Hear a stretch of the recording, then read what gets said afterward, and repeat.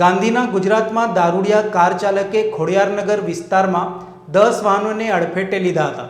બનાવ સંદર્ભે પોલીસે કાયદેસરની કાર્યવાહી હાથ ધરી હતી। ગાંધીના ગુજરાતમાં દારૂબંધી છે તે વાતની પોલ વડોદરામાં દારૂ પીને વાહન હંકારતા દારૂડિયા તત્વો ખુલ્લી પાડી રહ્યા છે।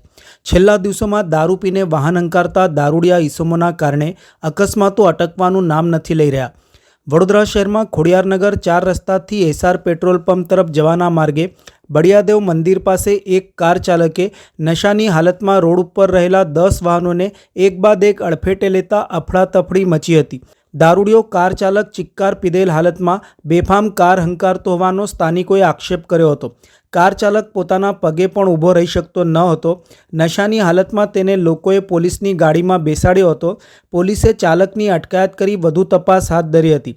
બનાવને લઈને ડીસીપી પન્ના મોમાયા તથા વારસિયા પોલીસ મથકના અધિકારી કર્મચારીઓ પણ ઘટના સ્થળે આવી પહોંચ્યા હતા। પોલીસે નશેબાજ કાર ચાલક મિતેશ બારિયા રહે તિલકવાડા જિલ્લા નર્મદાને મેડિકલ તપાસ માટે એસએચજી હોસ્પિટલમાં મોકલી આપ્યો હતો।